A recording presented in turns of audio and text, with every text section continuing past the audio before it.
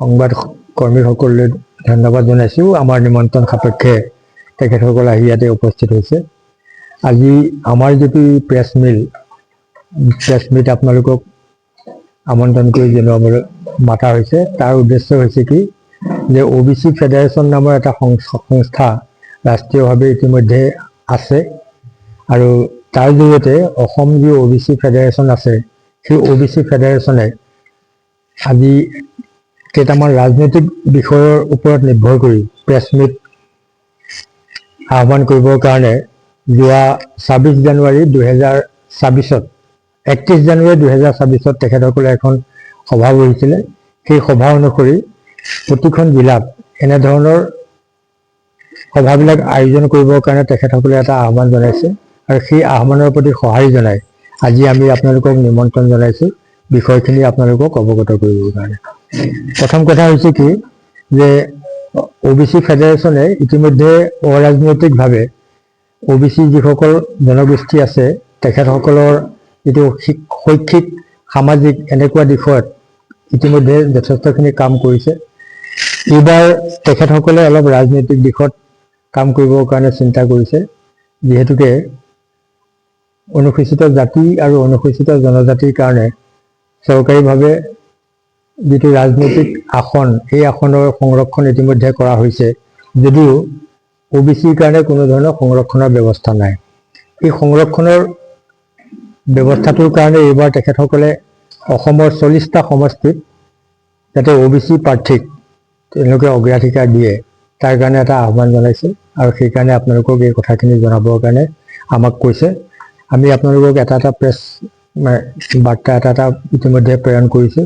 40টা সমষ্টি হৈছে গোসাইগাঁও, বিজনী, গোলকগঞ্জ, গৌৰীপুৰ, বীৰসিং, জাৰুৱা, গোৱালপাৰা পূব, সৃজনগাম, অভয়াপুৰী, বঙাইগাঁও, পাকা বেতবাৰী, বজালী, গোৰেশ্বৰ, চিপাঝাৰ, মঙলদৈ, পলাশবাৰী, দিছপুৰ, জালুকবাৰী, হাইলাকান্দি, পাথাৰকান্দি, লক্ষীপুৰ, বৰখলা, মৰিগাঁও, ধিং, নগাঁও, বটদ্ৰৱা, কলিয়াবৰ, বহমপুৰ, লামডিং, গোলাঘাট, দেৰগাঁও, খুমটাই, বোকাখাট, সৰুপথাৰ, ঢেকীয়াজুলি, বৰচলা, ৰঙাপাৰা, বিশ্বনাথ, গহপুৰ, ৰঙানদী, লখিমপুৰ, চিচি বৰগাঁও, শদিয়া, ডুমডুমা, মাৰ্ঘেৰিটা, ডিগবৈ, মাকুম, চাবুৱা, লাহোৱাল, ডিব্ৰুগড়, খোৱাং, দুলিয়াজান, টিংখাং, নাহৰকটীয়া, সোণাৰী, মাহমৰা, ডিমৌ, শিৱসাগৰ, নাজিৰা, তিয়ক, যোৰহাট, মৰিয়নি, তিতাবৰ। এই 40টা সমষ্টিত OBC প্ৰাৰ্থীসকলৰ কাৰণে সংৰক্ষণ কৰিবৰ কাৰণে তেখেতসকলে এটা আহ্বান জনাইছে আৰু ইতিমধ্যে ভাৰতীয় জাতীয় কংগ্ৰেছ আৰু বিজেপি দলৰ সভাপতি সম্পাদকলৈ এই পত্ৰ ইতিমধ্যে প্ৰেৰণ কৰা হৈছে। এই সম্পৰ্কত আমাৰ বিশেষকৈ মৰিগাঁও জিলাখনৰ ক্ষেত্ৰত আমাক যিহেতুকে তেখেতসকলে এটা আহ্বান জনাইছে প্ৰেছ বাৰ্তা দিবৰ কাৰণে, গতিকে মৰিগাঁও জিলাখনৰ যিখিনি কথা সেই কথাখিনি আমি অকণমান আপোনালোকৰ আগত অৱগত কৰিব বিচাৰিছোঁ। মৰিগাঁও সমষ্টিটোত মুঠ ভোটাৰৰ সংখ্যা আছে 2,17,000 আৰু ইয়াৰ যিটো জনগাঁথনিটো এনেধৰণৰ: নাথযোগী আছে 34,890 জন, তাৰে 17%। কোচ ৰাজবংশী আছে 21,710%। আহোম আছে 8,680 4%। চুতীয়া আছে 4,340 2%। তিৱা আছে 52,080 জন মানে ভোটাৰ, তেওঁলোকৰ 24%। মুছলিম আছে, মুছলিমৰ এটা অংশ OBCত সোমাই আছে তেওঁলোকৰ 30,380 মুঠ ভোটাৰ আছে আৰু সেইটো মুঠ ভোটাৰৰ 14% আছে। কৈবৰ্ত আৰু যিসকল নমশূদ্ৰ তেওঁলোক 23,870 11%। বেংগলী যিসকল হিন্দু আছে তেওঁলোকৰ মৰিগাঁও সমষ্টিটোত আছে 8,680 4%। বিহাৰী যিসকল আছে তেওঁলোকৰ 4,340টা ভোট আছে অসমৰ 40টা সমষ্টিত। তাত তাৰমানে OBC হেৰিটো বেছি কথা প্ৰাধান্য আছে। মানে আমাৰ 126টা সমষ্টিত দাবী কৰা নাই, কেৱল 40টা সমষ্টিত দাবী কৰিছে।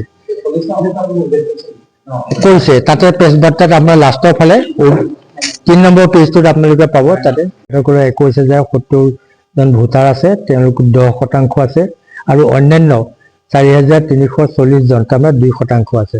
গতিকে চাবলৈ গ'লে যদি আমি চাওঁ যে নাথযোগী, কোচ ৰাজবংশী, আহোম, চুতীয়া এইখিনি যদি আমি লগ লগাওঁ তেতিয়াহ'লে OBCৰ মুঠ ভোটাৰ মানে শতাংশ হৈছে 33%।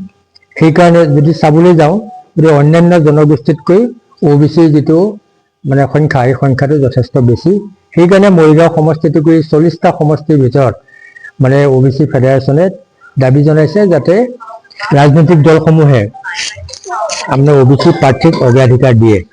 এইটো কথা জনাবৰ কাৰণে আজি আমি আপোনালোকক ইয়ালৈ নিমন্ত্ৰণ জনালোঁ আৰু আপোনালোকক যাতে আপোনালোকে এইখিনি প্ৰচাৰ কৰে তাৰ কাৰণে আপোনালোকৰ প্ৰতি আহ্বান থাকিল।